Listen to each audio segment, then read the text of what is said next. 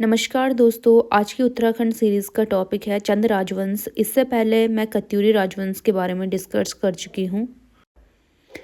बहुत बड़ा राजवंश है चंद राजवंश। इन्होंने कुमाऊँ में शासन किया, लेकिन ऐतिहासिक स्रोत न होने के कारण इनकी ज़्यादा जानकारी नहीं मिल पाई है। जानकारी के स्रोतों की बात करें तो वो है वंशावली, जिससे इनकी वंशावली में 62 राजाओं के नाम उल्लेखित हैं। 62 राजाओं ने कुमाऊँ के चंद शासक रहे हैं। 62 राजा।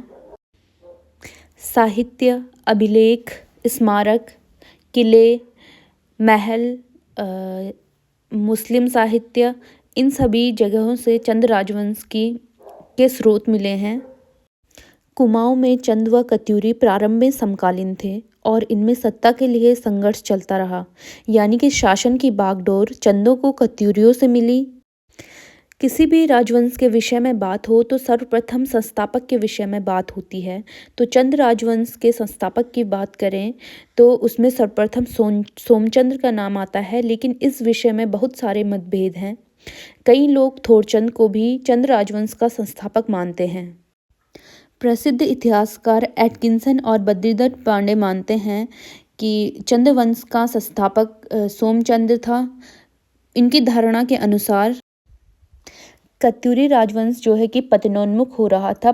कत्यूरी राजवंश का पतन होने वाला था और उस समय कत्यूरी शासक ब्रह्मदेव राजगद्दी पर आसीन था। कत्यूरी राज्य में षड्यंत्र, अशांति का केंद्र बना हुआ था। अराजकता, अनाचार और अत्याचार व्याप्त हो गया था। काली कुमाऊँ यानी कि चंपावत की दुर्दशा पराकाष्ठा पर पहुंच चुकी थी। तभी कुछ लोग कन्नौज के तत्कालिक नरेश के पास गए और अपने स्थल में शांति स्थापित करने के लिए प्रार्थना की। और फिर कन्नौज के नरेश ने अपने भाई जो कि थे सोमचंद्र को कुमाऊँ भेजा और सोमचंद्र ने स्थिति को संभालकर अपनी योग्यता का परिचय दिया। और तभी ब्रह्मदेव ने अत्यधिक प्रसन्न होकर अपनी पुत्री का विवाह सोमचंद्र से कर दिया और फिर यही चंपावत में एक भूमि दहेज में दी सोमचंद्र को, जहाँ पर सोमचंद्र ने राजबुंगा नामक किला बनाया और यही वर्तमान में चंपावत कहलाया और यही चंदों की राजधानी बनी।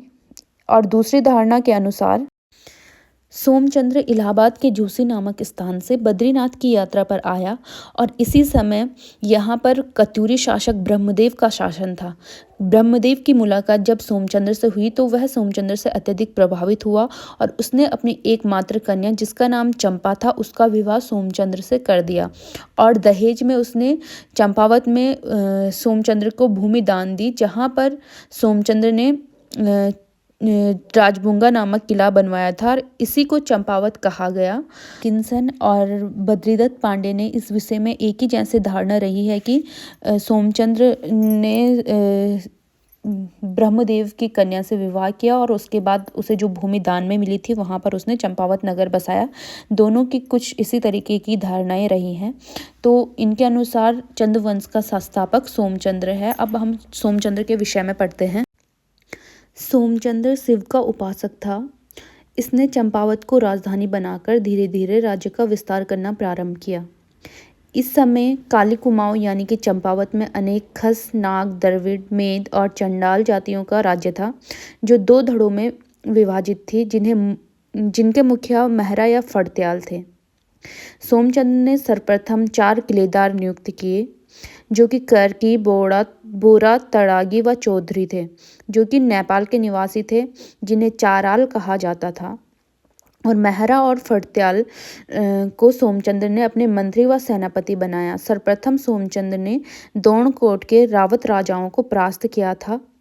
सोमचंद्र के बाद उसकी कत्यूरी रानी यानी कि ब्रह्मदेव की पुत्री चंपावती से उत्पन्न पुत्र आत्मचंद को उसने गद्दी पर बैठाया। इसके बाद पूर्णचंद गद्दी पर बैठा और पूर्णचंद के बाद इंद्रचंद गद्दी पर बैठा।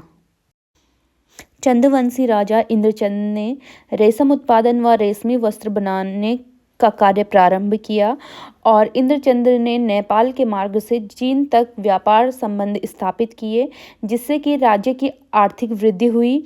और इंद्रचंद के बाद राजा संसारचंद गद्दी पर बैठा। संसारचंद के बाद सुधाचंद और सुधाचंद के बाद हरिचंद और हरिचंद के बाद वीणाचंद गद्दी पर बैठे और वीणाचंद को एक विलासी राजा के रूप में बताया गया है, यानी कि वीणाचंद के समय में राज्य की स्थिति बहुत खराब हो गई, क्योंकि ये अपने भोग विलास में ही लिप्त रहता था, शराब पीने वगैरह में।